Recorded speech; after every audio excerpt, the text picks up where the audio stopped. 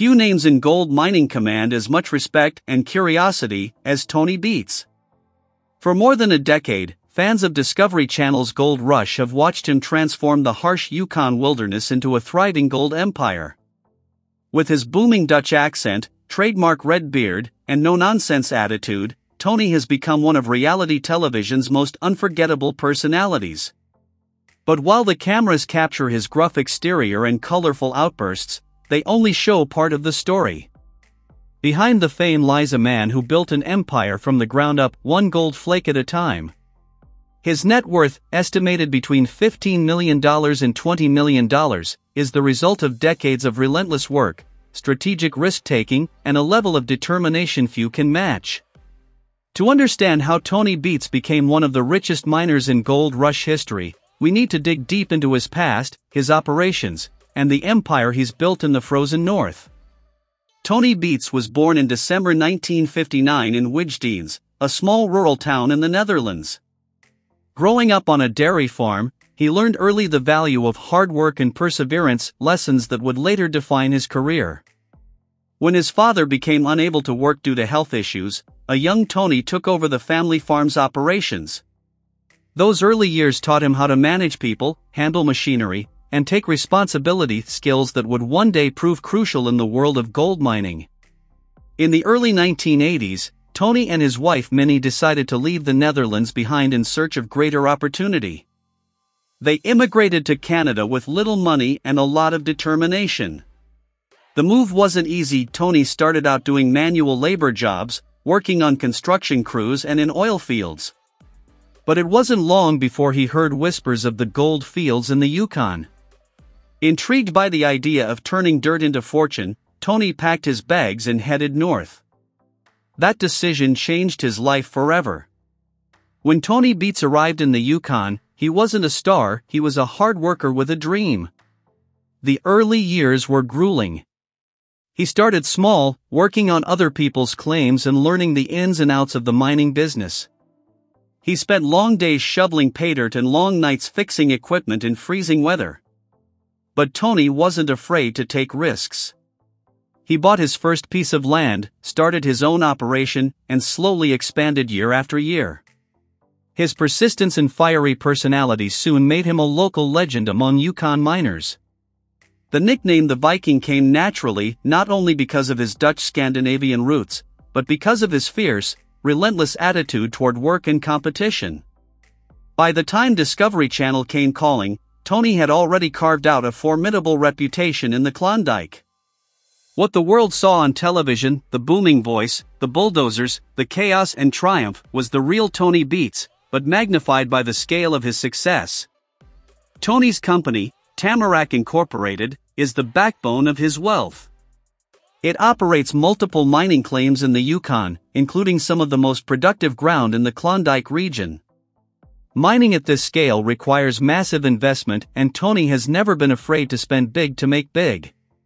Mining is far from a simple dig-and-get-rich business. It demands millions in upfront costs and constant reinvestment. Tony's operation includes fleets of bulldozers, excavators, wash plants, and dredges, all of which require fuel, parts, and maintenance. Even a single season of mining can cost hundreds of thousands of dollars before a single ounce of gold is recovered. Tony's philosophy is simple: you have to spend money to make money. That mindset led him to one of his most daring ventures, reviving an old 75-year-old gold dredge that most miners would have written off as useless. The restoration took immense time, skill, and capital, but it gave Tony the ability to process far more pay dirt than traditional mining methods. It was a gamble, but one that only reinforced his reputation as a visionary willing to do what others wouldn't. Tony Beets joined Gold Rush in Season 2, and it didn't take long for him to become one of the show's breakout stars.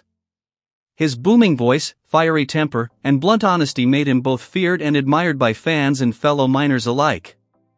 While some viewers tune in for the gold, many come back just to see what Tony will do or say next. While Discovery Channel doesn't officially reveal cast salaries, most reports suggest that top Gold Rush stars earn between $15,000 and $25,000 per episode. With Tony's consistent presence across the show's many seasons, his annual earnings from television alone are likely between $300,000 and $400,000. But Gold Rush has given Tony far more than just a paycheck. The exposure has turned him into an international figure, bringing attention to his company, his brand, and his family's work.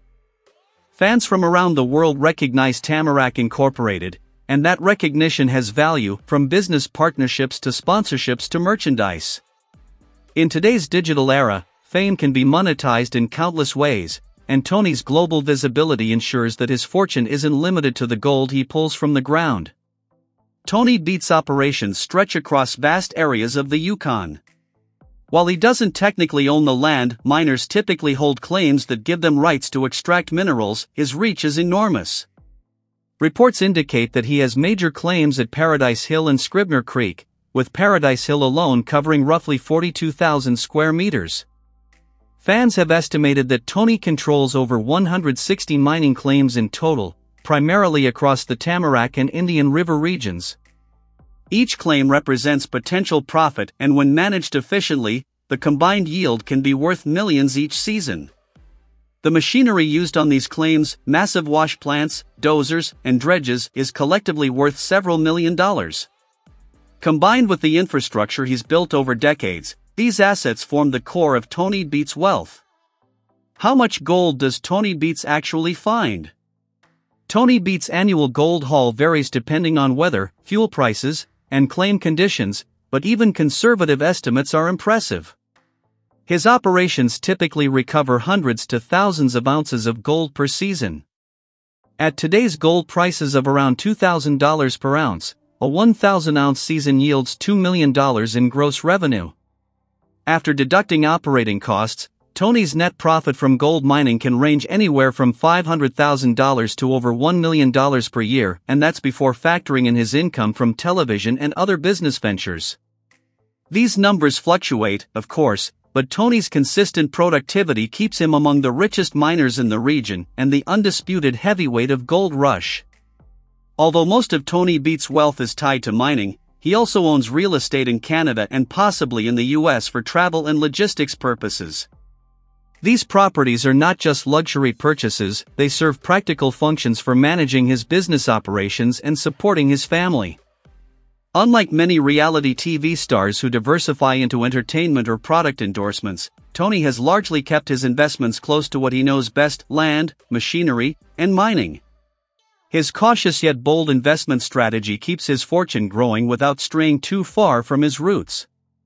One of the most remarkable aspects of Tony's empire is that it's a true family business. His wife, Minnie Beets, has been with him since the beginning, managing the finances and logistics behind every season. Their children, Monica, Kevin, and Mike Beets, are all integral parts of the operation, each taking on leadership roles within Tamarack Inc. For Tony, family isn't just personal, it's part of the business model. The Beets family works together, learns together, and builds together.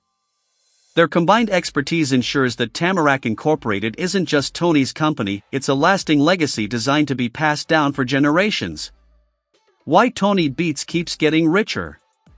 Tony Beets' continued success isn't just about luck or gold prices, it's about constant reinvestment and evolution. He's always looking for ways to improve efficiency, whether by upgrading equipment, expanding claims, or reviving large-scale dredging operations that most miners would never dare attempt. While other miners may rely on short-term profits, Tony's focus is long-term growth.